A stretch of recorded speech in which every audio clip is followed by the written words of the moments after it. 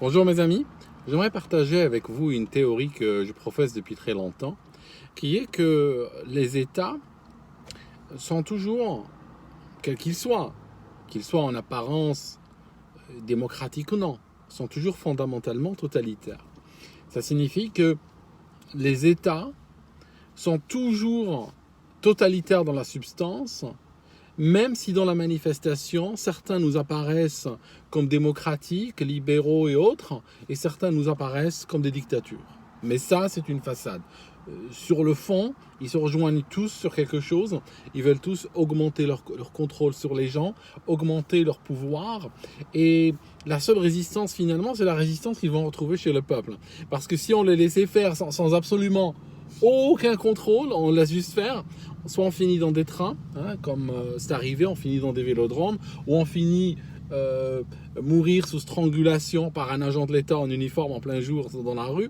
Je veux dire, fondamentalement, les États sont comme ça. Qu'ils soient des États dits démocratiques ou pas, sachant que l'histoire de la démocratie est finalement apparente que sur la manifestation. D'accord, la différence des démocratiques est sur la manifestation, mais sur la substance, ils sont toujours totalitaires. Ça va créer quand même une grande différence face à la liberté d'expression, face à la liberté d'information, etc. Je vous explique. Un État qui est totalitaire aussi sur la manifestation, généralement se fiche relativement pas mal de contrôler l'opinion, de contrôler l'information. Un État totalitaire, on en a plein en Afrique par exemple, où tu as un dictateur au pouvoir qui est là depuis des fois plusieurs générations, et on sait qu'il ne partira que les pieds devant, ça c'est sûr. Mais lui se fiche relativement, bien sûr, toujours il y a ce relativement qui est important dans le discours, se fiche relativement du qu'en dira-t-on. Okay, ça signifie que tu vas trouver le gars, les gens en ont ras-le-bol de lui, mais en même temps, il organise des élections bidons. Tout le monde sait que c'est des élections bidons. Et puis, à la fin de la journée, tu as des flics ou des militaires qui viennent prendre les urnes. Et puis, tu apprends plus tard à la télévision que 99,9% des gens ont voté pour le reconduire encore pour un mandat. D'accord ? Ça, c'est dans les pays qui sont totalitaire sur la substance et totalitaire sur la manifestation. Maintenant, tu as d'autres pays, comme la France, qui sont, ça c'est toujours totalitaire dans leur substance, mais qui ne sont pas totalitaires sur la manifestation, qui se manifestent en tant que pays démocratique. Pour cela, le contrôle de l'information est très important. Parce que il faut pousser les gens à voter comme on attend d'eux qu'ils votent. Donc, tu es libre, tu es bien sûr libre, tu fais ce que tu veux, tu votes comme tu veux, mais ce que je vais faire, je vais t'aiguiller, je vais te bombarder d'informations, je vais te manipuler, je vais te faire du lavage de cerveau à force de répéter les mêmes choses à la télé, dans les médias, tu ne pourras plus tourner le regard sans tomber sur une information que je contrôle, et finalement, je te laisse complètement libre dans l'isoloir. Après, tu peux même aller avec tes pairs, avec d'autres citoyens, compter les votes, et tu verras, sans triche, sans rien, tu vas reconduire le système. Sans triche, sans rien du tout, tu vas voter pour les mêmes. Tu vas voter contre tes intérêts, tu vas voter contre les intérêts de tes enfants, contre les intérêts de ta famille, et tu vas voter pour l'intérêt des élites. D'accord ? Prenez en France par exemple, moi ma théorie en France, c'est qu'on pourrait faire... Vous savez, dans chaque pays, il y a des théories. Aux États-Unis, il y a aussi des théories électorales. Moi, ma théorie par rapport à la France, elle est très simple. On pourrait faire l'économie d'élections présidentielles en France. Il suffirait d'écouter ce que veulent le candidat qui est plébiscité par les journalistes, les humoristes, les chanteurs, les acteurs, les jongleurs, les clowns, les footballeurs et tout ça. Et ça te donnera exactement, et de manière... Ça marche à tous les coups. Si tu regardes les dernières élections, ça marche à tous les coups. J'espère que ça ne marchera pas aux prochaines. Mais ce genre de lois, ce qui sont très empiriques finalement, se démontrent rarement. Tu peux toujours voir le candidat que veulent ces gens, et ce sera le candidat qui finira au pouvoir de toute manière. D'accord? Donc tu peux presque, c'est une exagération bien sûr, mais tu peux presque faire l'économie d'une élection présidentielle, juste prendre un collège composé de célébrités, n'est-ce pas? Et leur demander quel candidat ils veulent. Et puis, ça sera tout aussi démocratique si tu avais permis au peuple de voter. D'accord? Ok. Maintenant, on a un petit problème là. On a un petit problème quand même. C'est que, vu que dans les États qui sont totalitaires dans leurs manifestations, tu fais ce que tu veux, tu votes comme tu veux, je t'emmerde. D'accord? Je suis là, d'autorité, je reste 50 ans au pouvoir, après je mets mon fils, et puis de toute façon, tu fermes ta gueule et puis c'est tout. D'accord? Tu vas commenter dans le café avec tes copains, ça te plaît pas ou autre, mais en même temps, tu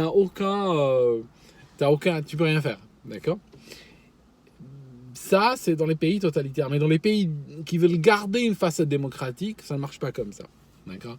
Il est très important que le peuple continue à voter pour le système.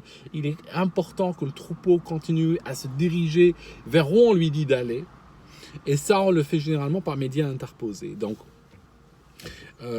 dans les États qui sont totalitaires, dans leur manifestation, ce qu'on fait, c'est que les médias sont généralement la propriété de l'État, et puis les médias sont toujours en train de répéter le discours de l'État, mais en même temps, ils ne sont pas très efficaces. C'est très mauvais. C'est très mauvais. Tu regardes donc les pays dictatoriaux, tu écoutes les médias, c'est de la caricature, et même un enfant de 5 ans te dira c'est du foutage de gueule, mais on sait que c'est tous des corrompus, tous des pourris. Et tu vas voir dans certains pays africains, tu parles des enfants de moins de 10 ans, ils n'ont aucune illusion sur le système. Et ils sont souvent politiquement plus éveillés qu'un bof moyen français de 50 ans. D'accord? Qui vote Macron, puis après dira oui, mais je regrette. D'accord? Donc, tu vois le truc. Maintenant, dans un pays dit démocratique, les médias sont contrôlés autrement, sont autrement plus efficaces. Ils font un travail différent, pas aussi caricatural, on va dire, que celui des pays totalitaires, mais ils le font peut-être plus subtilement, quoique de moins en moins subtilement ces dernières années. Mais en tout cas, ils marchent. Ils marchent sur la majorité des électeurs. On n'a pas besoin de convaincre 100% des gens. On a besoin de convaincre suffisamment pour faire perdurer le système. Et puis les autres, on s'en fout. Donc, le problème là-dedans, c'est que arrivent les médias sociaux. Les médias sociaux, c'est d'information peer-to-peer. Les médias sociaux, c'est comme à l'époque où on partageait les films en peer-to-peer sur Casa ou Idanki et autres, où en dehors de tout contrôle, les gens échangeaient des films, échangeaient des softwares, échangeaient des jeux et tout ça.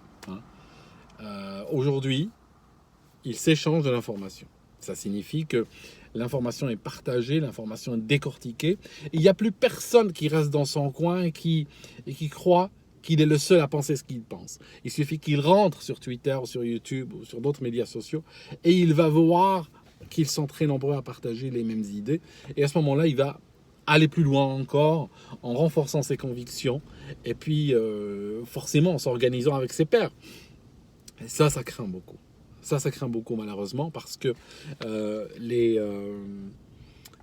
système en France n'a pas envie de se faire un jour balayer parce que son emprise sur les esprits a été perdue. Parce que ce système-là n'a pas les mêmes outils, n'a pas les mêmes ressources, même s'il a la même mentalité que le régime de la Corée du Nord, il n'en a pas les mêmes ressources et il est fondé avec des prémices différentes. Il ne pourra pas sortir l'armée dans la rue, annuler les élections, installer un maréchal de force, etc. Ça ne marchera pas.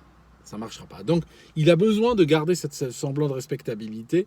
Et à ce moment-là, la censure des médias sociaux devient pour lui une affaire de vie ou de mort. Voilà l'idée, en fait. C'est de là, tout ça pour vous dire, c'est de là d'où vient fondamentalement la loi Avia. Parce que il faut, pour ce système, c'est une question de survie. Il faut absolument contrôler l'information. Okay, les médias ont été rachetés par l'État. Il y a une OPA sur les médias. Achetés par quoi? Achetés par par l'argent, hein, par les subventions. Ça signifie, au lieu d'interdire les médias ou de faire rentrer en prison les journalistes, comme le ferait la Turquie ou autre, ils se sont dit, on les paye. Et après, l'argent devient un peu comme de la cocaïne, l'argent devient comme de la drogue. Ils en ont besoin pour vivre. Il y a plein de médias en France qui ne tiendraient pas une minute s'ils devaient se travailler pour leur lectorat. D'accord. Et il y a une théorie qui dit que les gens travaillent pour ce qui les paye. D'accord. Et les gens travaillent pour la main qui les nourrit.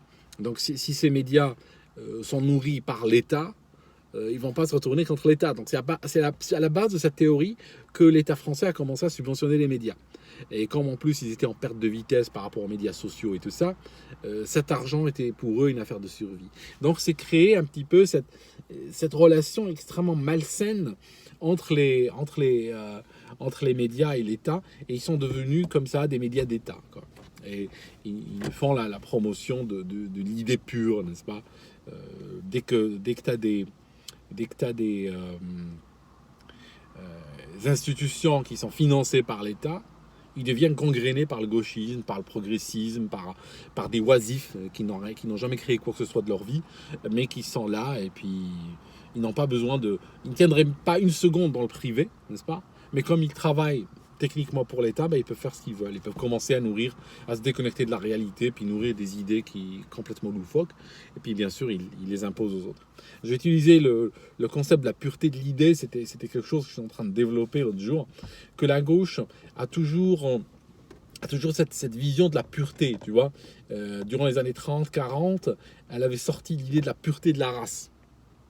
Aujourd'hui, elle a abandonné cette idée de la pureté de la race parce qu'elle a très mauvaise presse en ce moment, mais elle a sorti l'idée de la pureté du sentiment, la pureté de l'idée, d'accord, la pureté de la démarche. Alors voilà, ce qui fait qu'on divise le monde. Il y a des gens qui ont des idées impures, qui ont une démarche impure, qui ont des sentiments impurs.